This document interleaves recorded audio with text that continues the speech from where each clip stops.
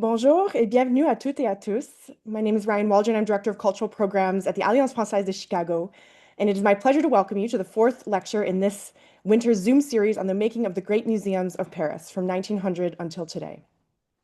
Following our previous Zoom series during the winter of 2024, tracing the history and heritage of the extraordinary museums that were established in Paris during the Revolution and continuing through the end of the 19th century, we continue the story over the past 125 years with today's lecture by Béatrice Grenier about the Fondation Cartier, the first of the great museums of modern and contemporary art created in Paris by private foundations over the past 40 years, and the latest to move into spectacular new premises just 3 months ago.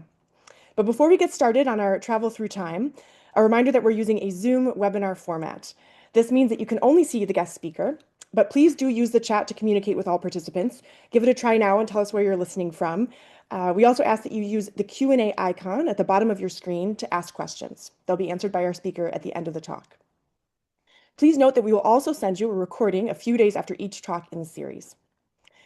This program is presented by the Alliance Française Miami Métro and the Alliance Française de Chicago with communication support from the Fédération des Alliances Françaises USA, which oversees the more than 100 chapters of the Alliance all across the United States. Now, a few words about Cher Russell. Russell Kelly was the curator and moderator of the past 5 winters lecture series about the history and heritage of France. He's lived in Paris for 30 years and is the author of The Making of Paris, the story of how Paris evolved from a fishing village into the world's most beautiful city, Lyons Press 2021. His new book, Walking Through the Ages of Paris, 10 Historical Walking Tours Through the City of Light, will be published later this year. À vous, Russell. Thank you very much, Ryan. It's my pleasure to introduce today's speaker, Béatrice Grenier. Béatrice is Director of Strategic Projects and International Programs at the Fondation Cartier for Contemporary Art, which in October last year, 3 months ago, moved from its former steel and glass headquarters on the Boulevard Raspail, designed by Jean Nouvel, to its new headquarters in a 19th century building on the Place du Palais Royal, just next to the Louvre, whose interior was totally redesigned by the same Jean Nouvel. And last year, Béatrice co-curated the inaugural exhibition at this new headquarters, their new headquarters, dedicated to the collection of the Fondation Cartier. She also curated an exhibition in Venice presenting Jean Nouvel's architectural project for the Fondation Cartier's new headquarters as part of the collateral program of the 19th Venice Architecture Biennale. When she's not curating exhibitions for the Fondation Cartier, Béatrice writes books and essays about the intersection of art and contemporary architecture, such as Architecture for Culture, Rethinking Museums, which was published by Rizzoli last year, and Tashkent, A Modernist Capital, also published by Rizzoli in 2024. She's the Paris desk editor of Art Asia Pacific and a regular contributor to contemporary art and architecture publications such as Domus, Pinup, and the Journal of Curatorial Studies. Béatrice is a citizen of the world. She grew up in Montreal, has a Bachelor of Arts degree in Art History and East Asian Studies from McGill University, including a year as an exchange student at Shanghai Jiao Tong University, and went on to get a master's degree in art history from Columbia University. And I think it's been 6 years that she's been based in Paris. So Béatrice, we thank you for taking time for your busy schedule to be with us today to tell us about the making and remaking of the Fondation Cartier. À vous, Béatrice. Thank you so much for inviting me to speak in this lecture series. Yeah, it's really an honor to include our institution, the Fondation Cartier, amongst the great museums across the centuries in France. Thank you as well for the introduction. Indeed, I have been living in France for 6 years now. I joined the Fondation Cartier in 2020, specifically to develop and lead the kind of curatorial transition of our institution towards this ambitious new venue, which I will tell you all about today. And I look forward to your questions at the end of my presentation. I'll be sure to end in time so that we can leave a bit of room for discussion. So I think it's important for me to begin with a kind of an introduction that will allow you to understand the context of the Fondation Cartier's recent transformation. As Russell mentioned in the beginning, we opened only 3 months ago at the end of the month of October in central Paris. So you see here, this is our new look, our new facade, which is really nested in between the Louvre Museum, as you see on the right-hand side, the Louvre Museum and the State Council and the Ministry of Culture. So, the Fondation Cartier is now really a stone's throw away from one of the most visited museums in the world. I believe the latest visitor numbers from the Louvre is 9 million. They had 9 million visitors last year. And so it's kind of a great responsibility and trajectory for a private foundation that was established in 1984 to be part of the sort of one of the most prestigious cultural circuits in the entire world. So we started off actually on the left bank of Paris, in a beautiful neighborhood, which is really renowned for the sort of kind of avant-garde history, artistic history of Paris, where you find a lot of artist studios that used to such as those of Simone de Beauvoir or Jean-Paul Sartre or Man Ray, Picasso, all had their studios in this 14th district where the Fondation Cartier had its first building. And it was in the early 90s that the Maison Cartier, so the company Cartier, decided to commission Jean Nouvel to build the headquarters of the Fondation Cartier. And it was really, from the beginning, an important gesture for the city of Paris to commission, Jean Nouvel, who was at the time really an emerging kind of architect. I mean, a bit of a rising star. He, at the time of the commission of to Jean Nouvel, had only recently completed the Institut du Monde Arabe, so the Arab World Institute in Paris, which really put him on the map as a kind of a starchitect figure in the late 80s. And so it was a very visionary kind of idea on behalf of the Maison Cartier to commission Jean Nouvel to create this building, and really gave him kind of free creative range to design something that could really symbolize what kind of infrastructure artists, contemporary artists, living artists could work with to create kind of cutting edge contemporary art. So the building was really a shock to the Parisian world, but also to the global contemporary art world, in the sense that it's really a glass cube with no white box, no walls, and complete transparency, giving on to this very beautiful garden. So for 30 years, the Fondation Cartier was based in this beautiful steel and glass building, and developed a mission to support contemporary creation in all its forms, including exhibitions and performance, and really a space of encounter for artistic experimentation. And operated, a growing program that became more and more ambitious over the years from this beautiful and really radical, I think we can say, architecture. So from the very beginning, the Fondation Cartier positioned itself in the cultural ecosystem in a quite unique way, in the sense that, as you see here on the screen, I wanted to start with this example of what kind of exhibitions the Fondation Cartier organized, which were, not your straightforward kind of, let's say, abstract painting exhibition, or it was really about finding the most um,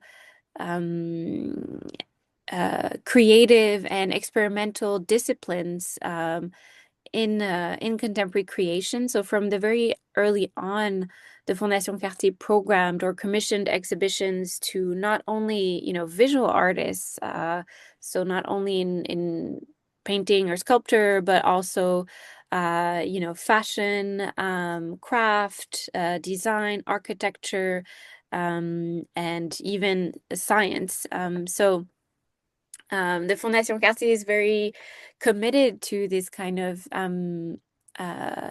to giving support to artists who really operate and work in the fields of contemporary art that are a little bit forgotten by the traditional sort of spectrum of the museum, that tends to concentrate on practices that are perhaps a little bit more professionalized.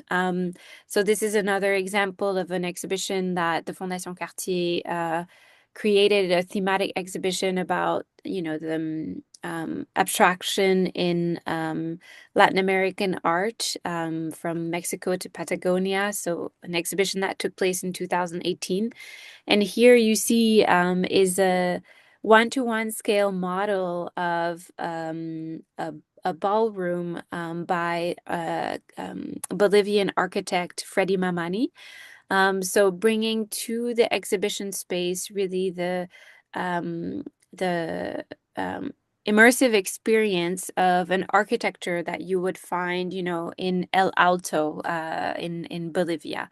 So within these spaces of that Jean Nouvel design, which, as you see here, on the picture, really allowed the Fondation Cartier to, in response to this very unique architecture, to develop a whole program that could be in response to the specificity of the exhibition conditions. And so here, this was an incredibly successful exhibition called Freeing Architecture, by Junya Ishigami, a Japanese architect who, was at the time kind of a young rising architect, and we gave him kind of carte blanche in the building, and he developed one-to-one scale models, and also was able to kind of create an exhibition that corresponded also to the garden beyond. Another beautiful example of the programming and the kind of site-specific programming that the Fondation Cartier developed is this exhibition that we created with Sarah Z, who is an American artist that a lot of you might know. And she had her first major exhibition back in the late 90s at the Fondation Cartier. It was her first kind of major presentation in Europe as a young, early 30s emerging artist. And she came back to the Fondation Cartier, some 20 years later, as a world-renowned superstar.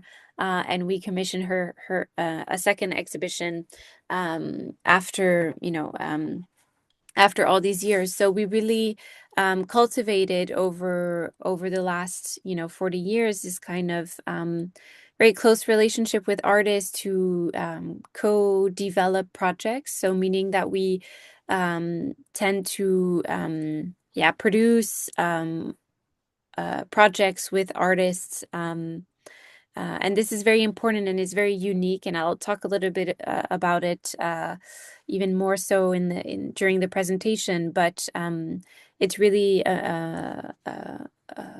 method of collaboration that few museums and fewer foundations kind of maintain today. Another example of topics that are very important in our program is the question of ecology and the importance of nature and human culture. So we have program exhibitions on life of the Yanomami people in the Amazon forest, but also in exhibitions on the architecture and the life of trees. So really bringing this question of landscape and nature at the center of our program is very, we believe, important. But we also, created entire solo exhibitions by very renowned artists. All of you probably know Damon Hirst, where we presented his latest experimentations in paintings. And so every time, we work with artists, we tend to commission scenographers or architects, designers to conceive a specific architecture for an exhibition. And this is something that is also very unique in our program, and we tend to emphasize because the spaces that Jean Nouvel had created for us, so the glass box, of course, had no walls. So for every exhibition, we had to create a very site-specific design. So this is a very beautiful example where we commissioned Mauricio Rocha, a Mexican architect, to design the walls of for the photography exhibition of the Mexican photographer Graciela Iturbide. So it really allowed the Fondation Cartier to over the years and before moving into an even more ambitious space, sort of start to develop a very conscientious material practice for exhibition making. So some of the most recent exhibitions before opening our new space was the solo exhibition of Ron Mueck, which was incredibly successful, as you can imagine, and Olga de Amaral, which was our very last exhibition at the Fondation Cartier on Boulevard Raspail. And I mention it not only because it was, a hugely important exhibition in terms of its impact in the art world. This was the first exhibition of this Colombian artist in continental Europe, but also because it then traveled to the ICA in Miami, where it also found an incredible success. And so I'll talk a little bit about how we partner with different institutions worldwide, but we were so proud to be able to share the work of this very important Colombian artist with the public with the audiences in Miami. So the Fondation Cartier not only programs exhibitions.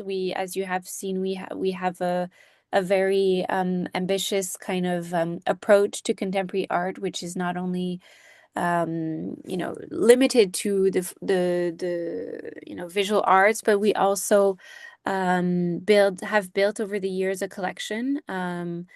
And this was one of the reasons or the impetus for opening and moving to a new location.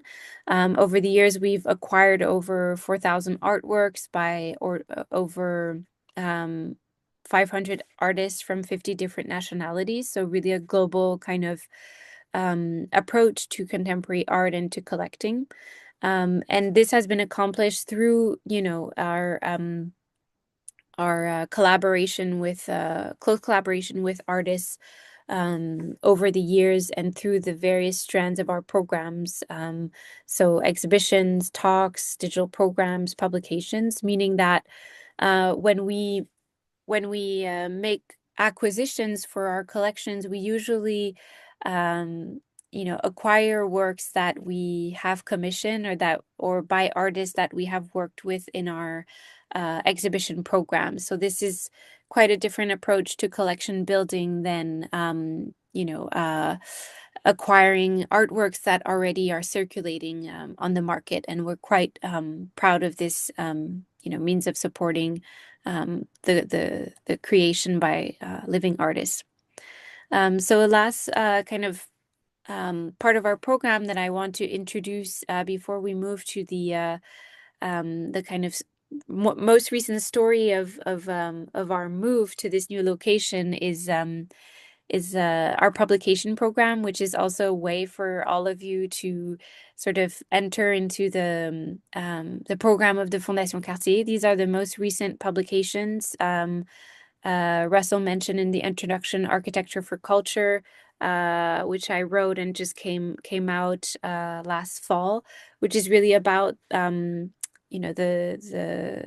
role of architecture in the creation of cultural policy of museums. And these two publications, the Fondation Cartier by Jean Nouvel. So this is really a deep dive into the new architecture of the Fondation Cartier. So amazing kind of process shots and beautiful images of the architecture, and then the catalog of the inaugural exhibition, which I will introduce. But these publications are distributed worldwide, and it's really a way through which we hope our program can find interest to global audiences.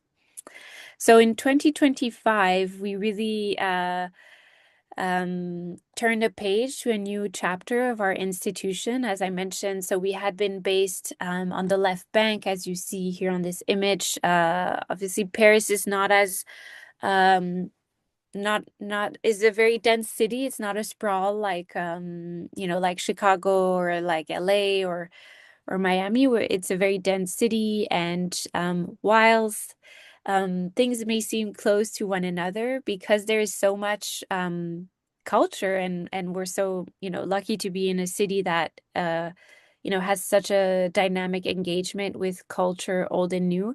Still, the Fondation Cartier, on the one hand side, felt like it had outgrown its spaces, and on the other, it also felt like the museum infrastructure that had evolved so much, from a global standpoint over the last decades. Museums have become not only spaces to show art, but are also a crucial infrastructure in a city to provide spaces for learning, spaces for community engagement, spaces even for entertainment in a cultural sense. So it felt a little bit like the Fondation Cartier had such a dynamic program, had such a wide reach in terms of the kind of a diversity and global, visibility of our program, but yet our spaces, for example, lacked an auditorium or lacked, a restaurant, and lacked, proper spaces to host sort of education activities for kids, classrooms, that kind of infrastructure that, audiences now, and rightfully so, expect out of museums. And, Cartier as and Richemont as a group, we're really motivated to continue to support the Fondation Cartier in this transition into more adapted, museum infrastructure. So this was a long kind of story of finding, the appropriate new venue for the Fondation Cartier. Of course, it didn't happen overnight, as you can imagine, finding a location for a cultural institution that had already a very established position in the city of Paris, and in the city of Paris, precisely a city where there is very little room for building new infrastructure. So we were no longer in the early 90s configuration. It's very difficult to obtain construction permits, as you can imagine, in a city, in a museum city filled with museums. So it took about the discussions to expand the Fondation Cartier was started um, around 10 or even almost 15 years prior to our final move last October, to our opening last October. But in 2018, we identified the location, and there couldn't be a better one, right? Next to the Louvre, in front of one of the oldest public squares in Paris, in between, the Royal Gardens, and the Jardin des Tuileries. So it was really, unquestionable that this was the right place for the Fondation Cartier. But then the question was, what to do, because this is a building that could not be, of course, demolished. The facade is protected. But inside it had undergone some significant renovation in the last since the 70s.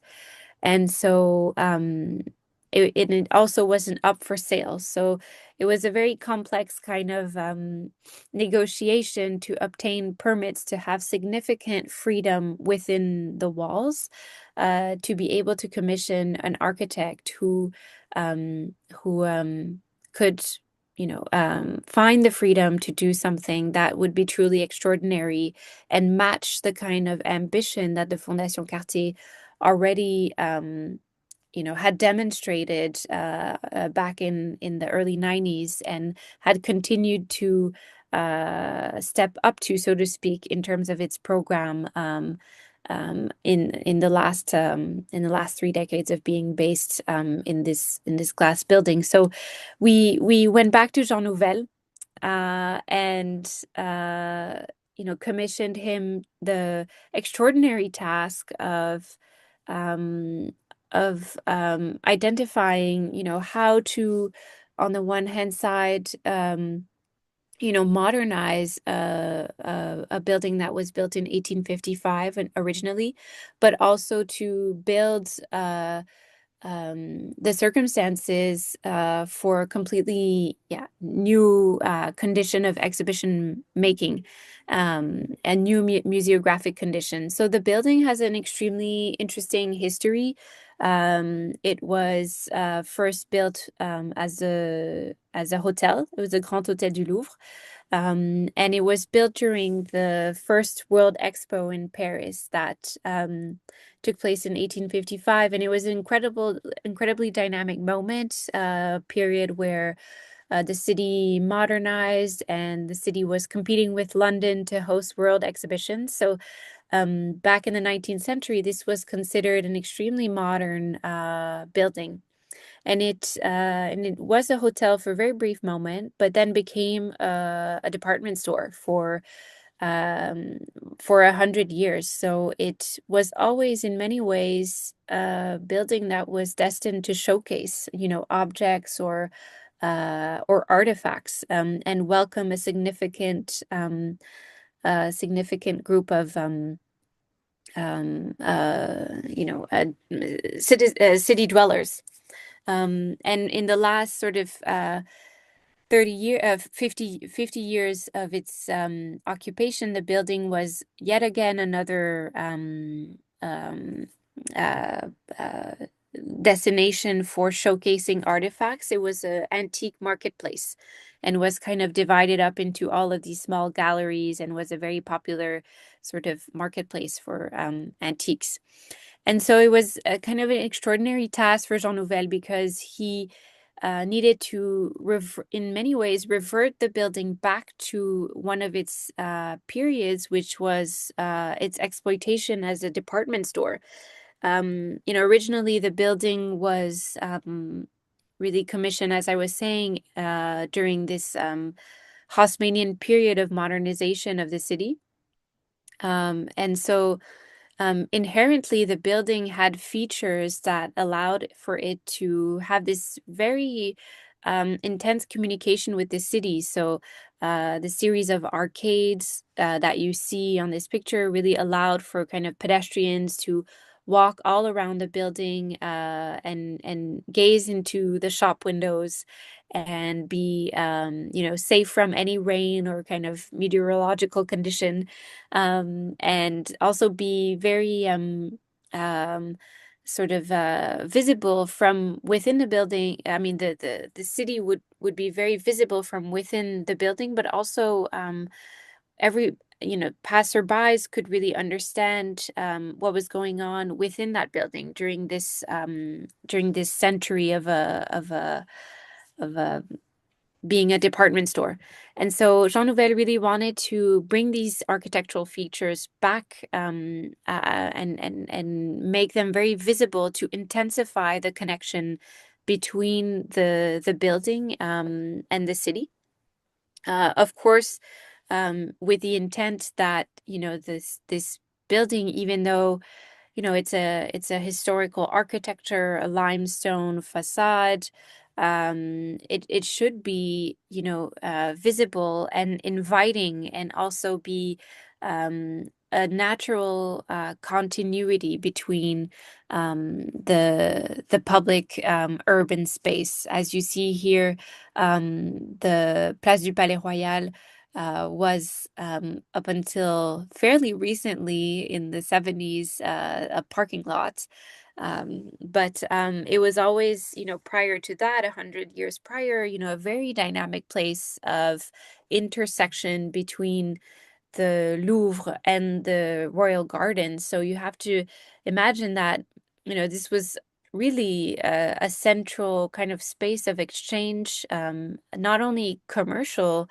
Any sort of marketplace is also a place of exchange of ideas, of intense sort of communication, of intensification of interaction with city life. So Jean Nouvel really wanted to recover those aspects of the building and make it a place where the Fondation Cartier could find this, immediately find this connection with the city.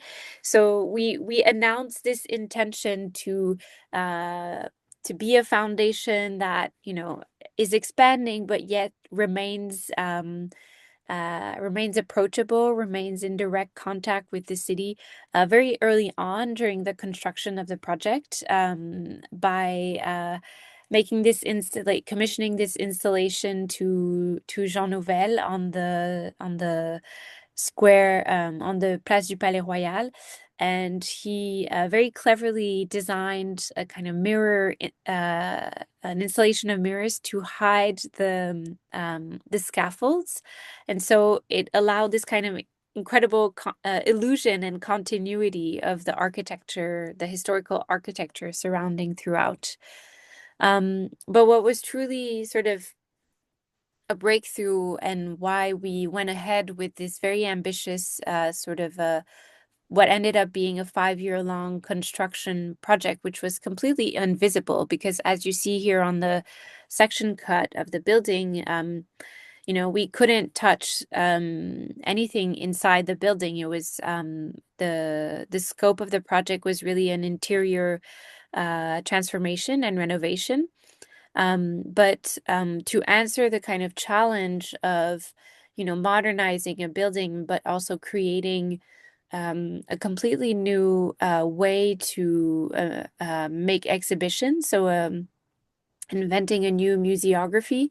Uh, what Jean Nouvel proposed was to design a system of 5 movable platforms that can be adjusted to different heights for any different kind of exhibition design. So as you see here, so this is the sort of lobby of the building. Again, this is a section cut, so what you're seeing is the volume.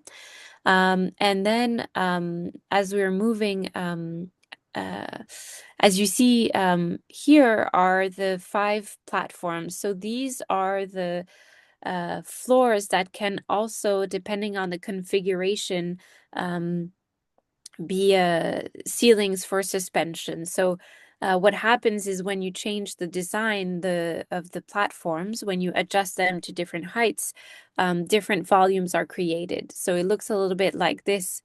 If you change the configuration, you can decide to make some black boxes, or transform the space completely to adapt to your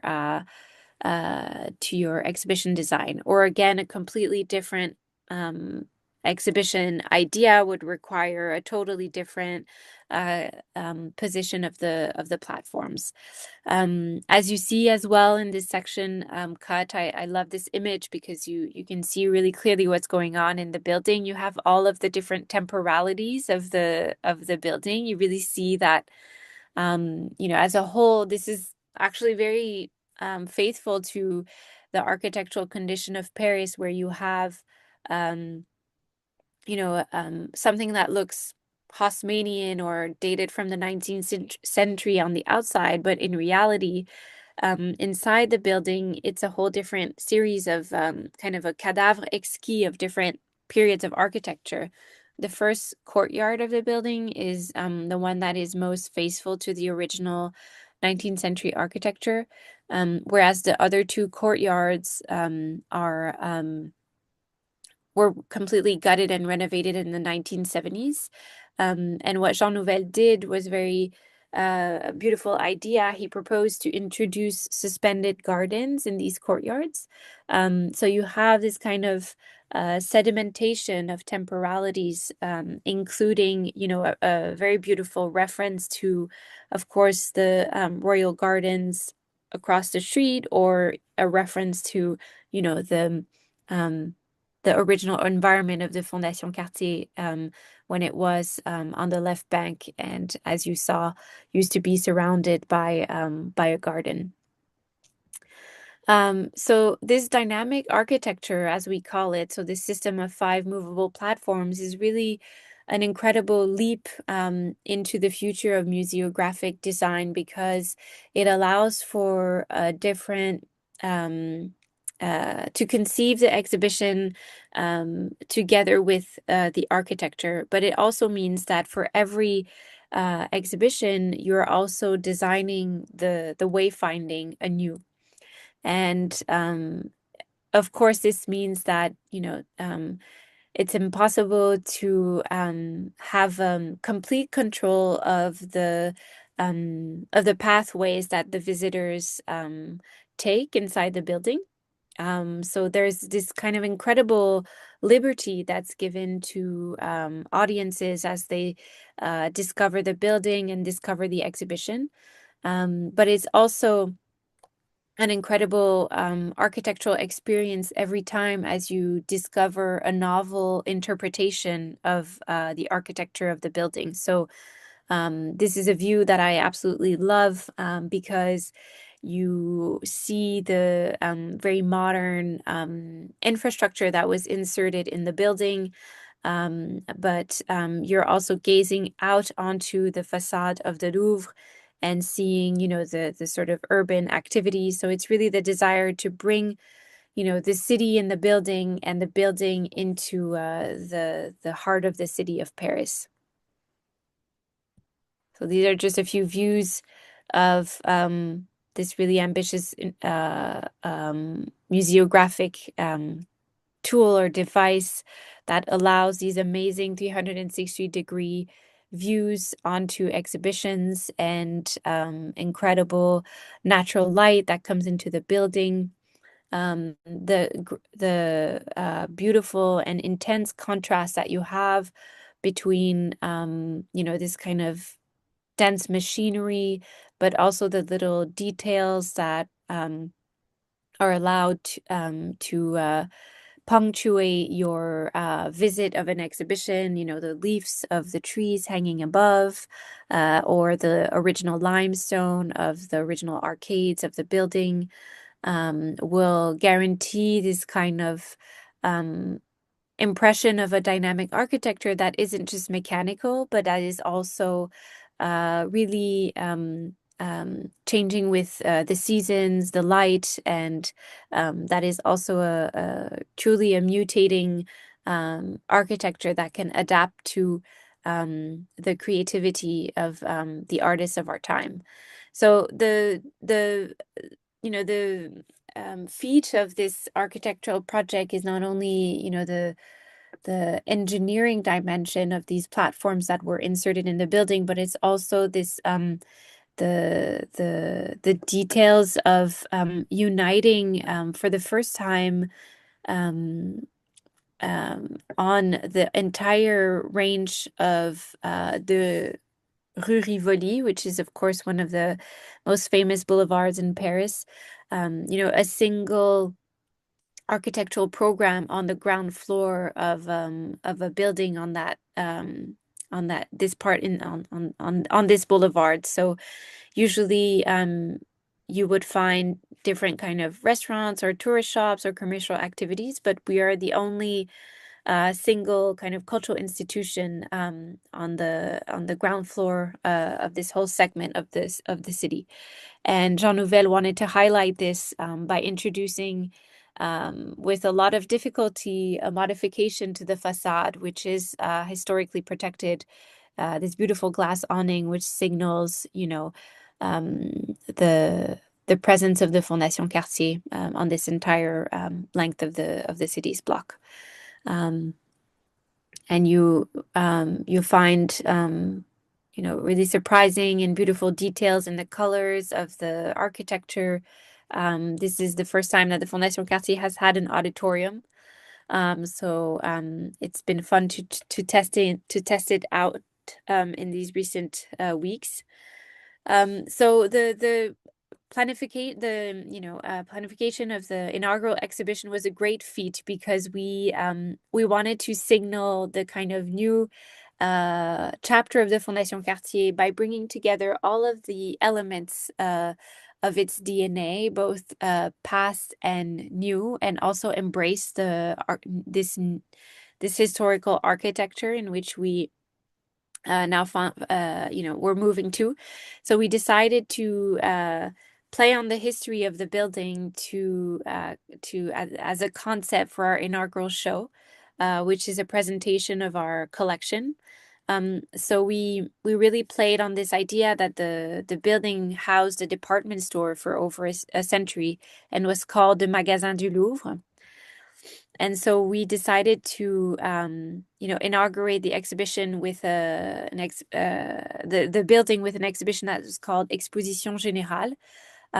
So the Magasin du Louvre used to organize precisely what were called Exposition Générale. So you can see here on the facade of the building, the department store used to organize what were these immense kind of cultural but also commercial events that brought together all the kind of new fashions, new domestic technologies, objects, and there was this kind of proliferation of production of materials and prints and catalogs surrounding these sales, which were so kind of sought after. So we decided to sort of renew with this euphoria of this Exposition Générale, so general exhibition, and commissioned Format Fantasma exhibition designers to play with this history and materialize the spirit of the Exposition Générale, which were really kind of democratic ways of showing artifacts. And here you have this kind of sign of the Exposition Générale. So we based our whole sort of communication and graphic campaign and inspiration on this concept of the Exposition Générale. And working with the designers, exhibition designers, Format Fantasma was so crucial because, in this incredible new machinery that we had, these platforms, it was essential to kind of figure out how to create, these new kind of exhibition display systems in the building. So They invented very ingeniously these kind of lighting devices and textile to be able to highlight the kind of didactic materials of the exhibition. So I'm just being mindful of the time. So the exhibition was incredibly waited upon because the Fondation Cartier had never shown to this extent the collection in Paris, and we really decided to focus on the four great themes of our collection of our program across the last 40 years. And so the exhibition is this general exhibition of our collection that traces through 40 years of contemporary creation and of working together with artists in commissioning new works. So the first section that introduces the exhibition is called Machine d'Architecture. So it's really this whole part of the collection that addresses, the work with designers, architects, and artists who have at the heart of their practice this thinking about urbanism and architecture.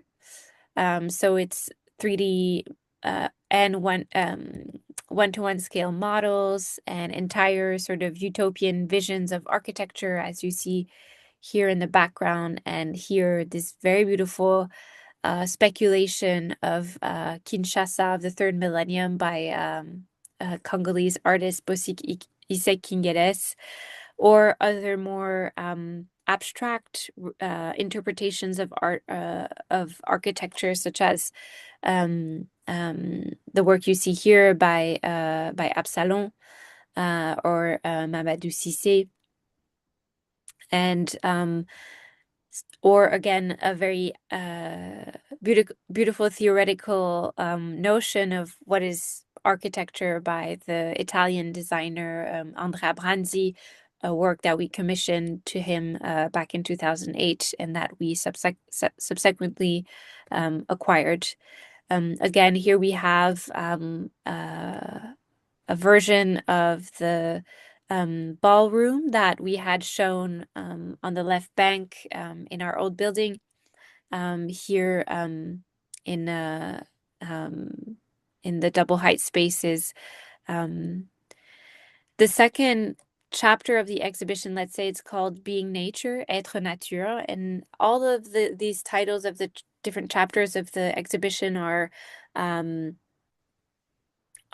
former exhibitions that were organized at the Fondation Cartier. So we're really citing, really key parts of our program.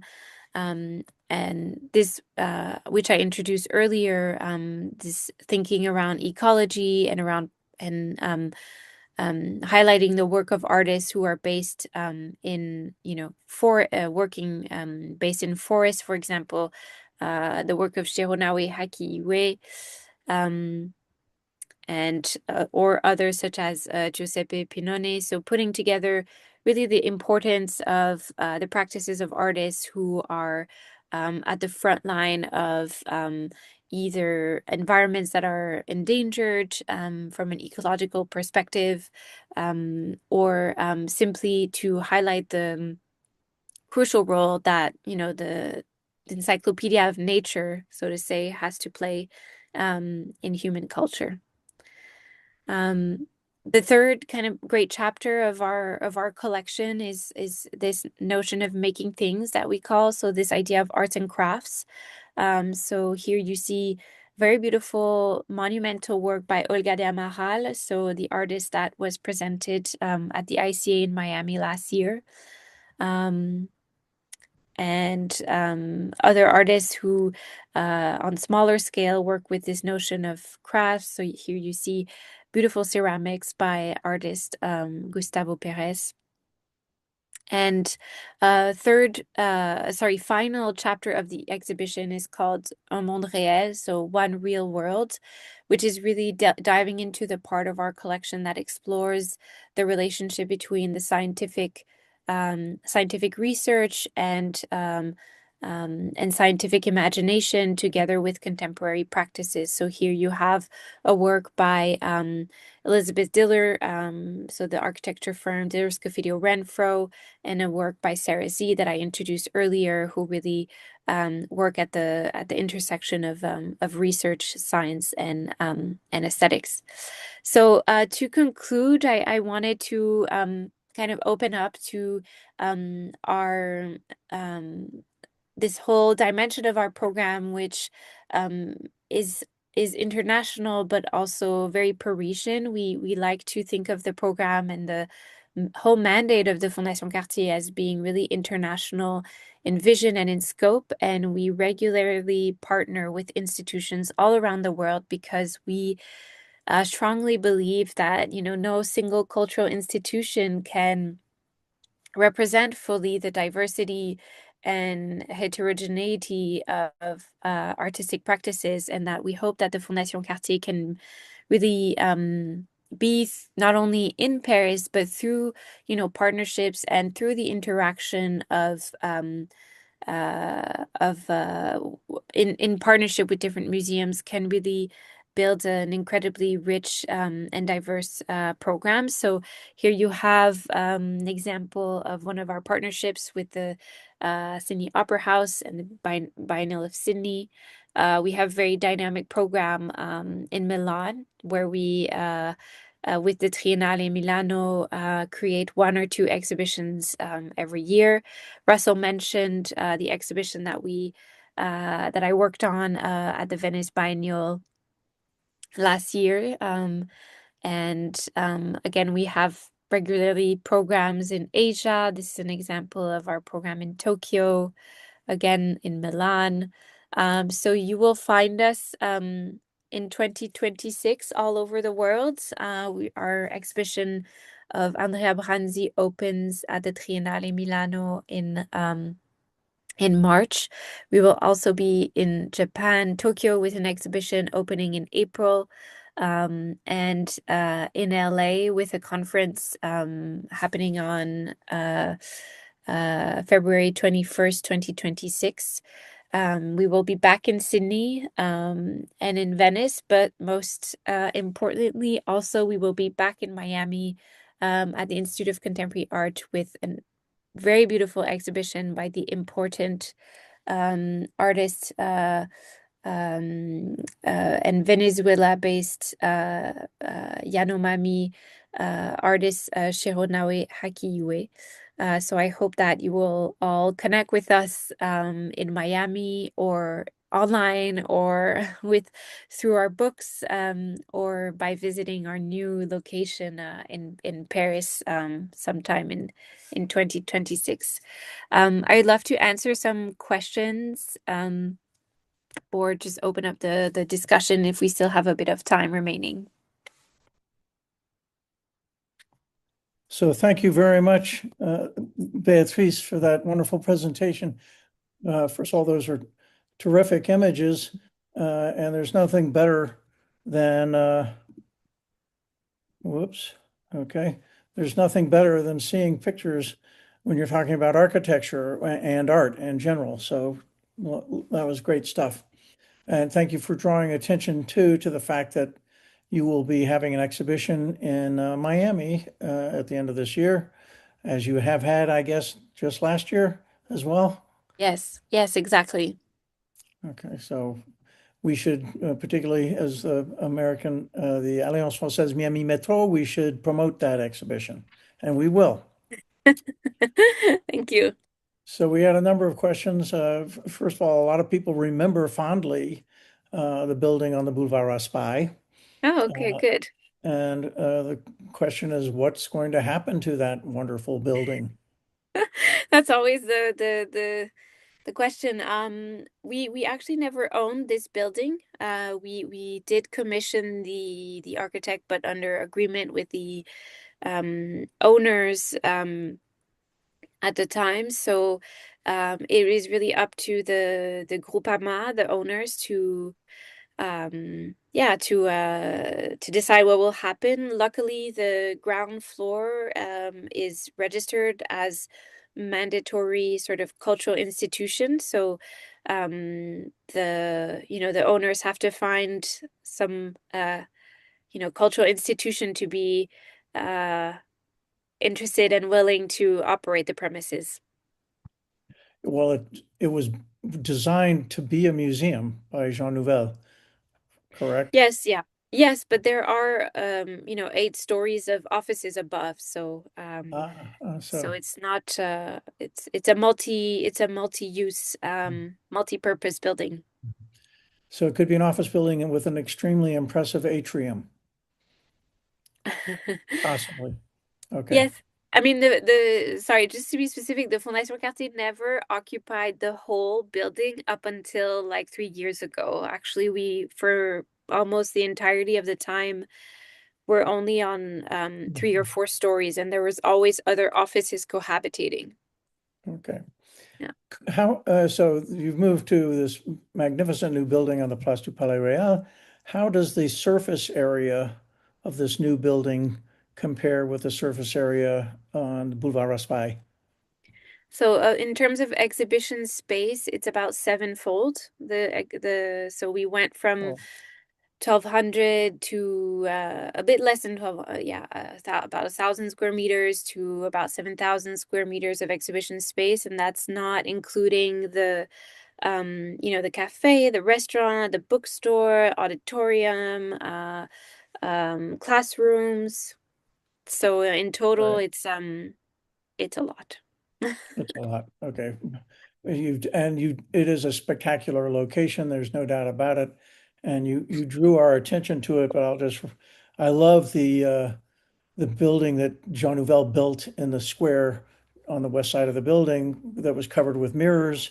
You showed a couple of pictures of it, but it was really spectacular. You look at Mm, this mirror building and you're not quite sure what was going on. It was yeah. a wonderful optical illusion. Yes. Uh, and so just to clarify, the five movable platforms literally go up and down. Yes. So it's a fairly simple system of cables and pulleys. So it's not a technologically sort of huge advancement.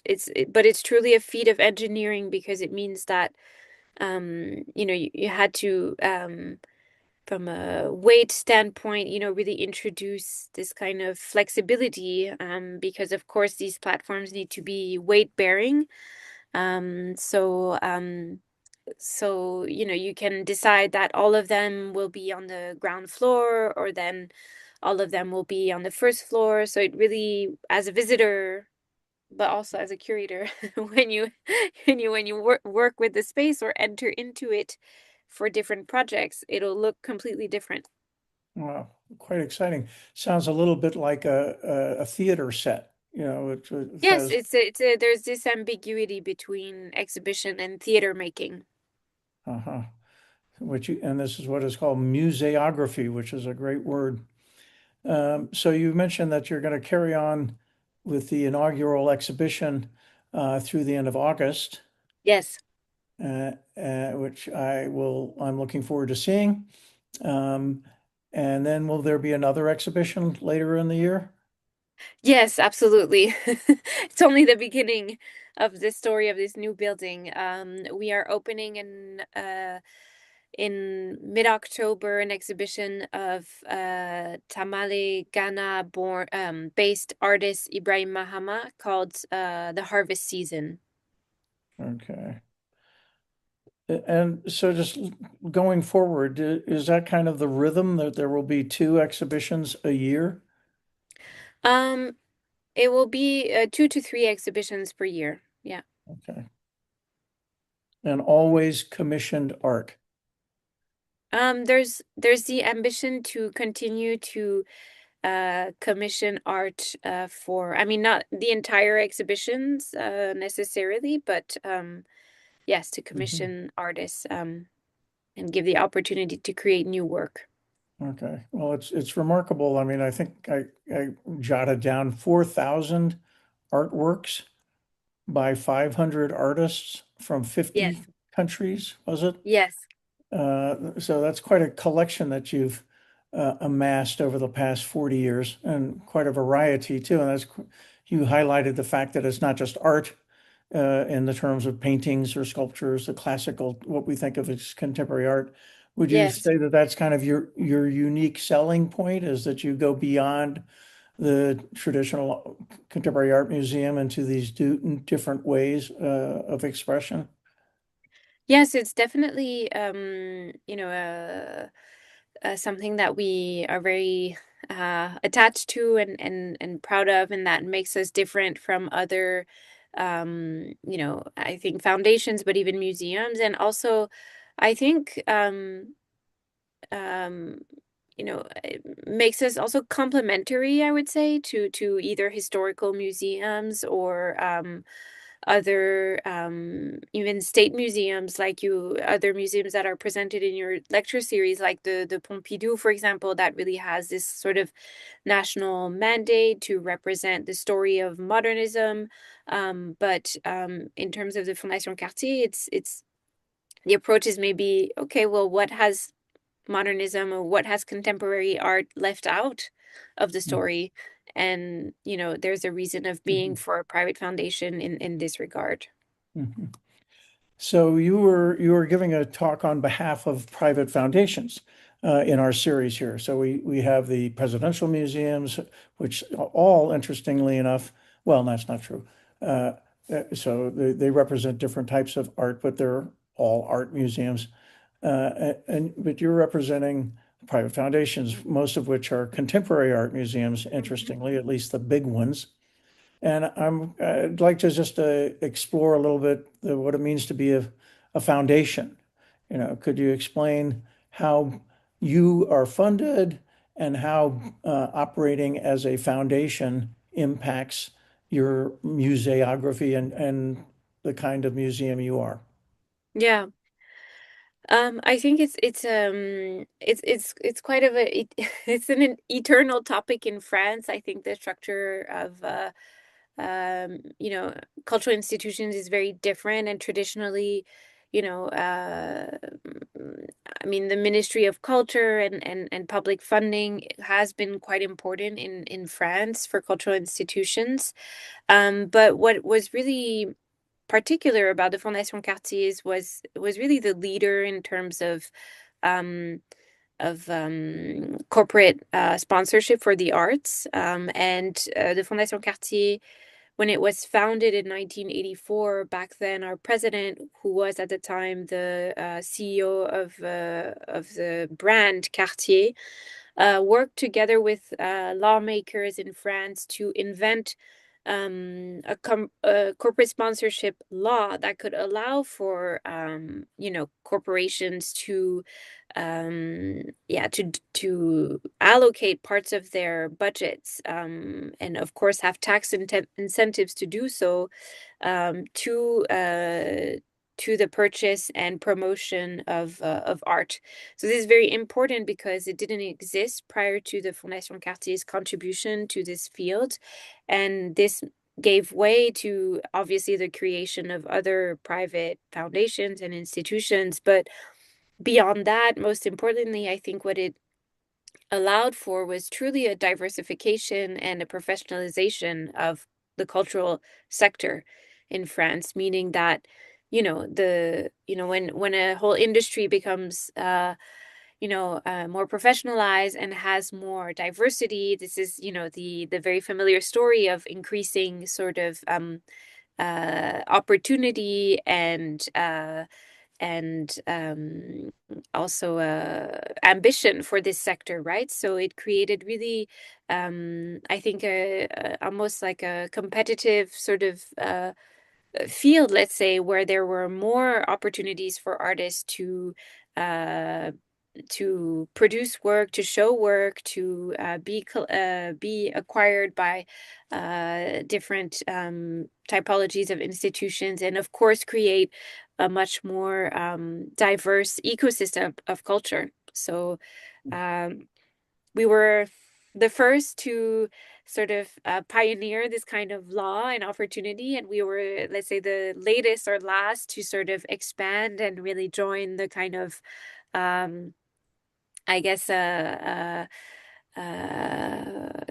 big players, let's say, in terms of cultural infrastructure in the first district of Paris.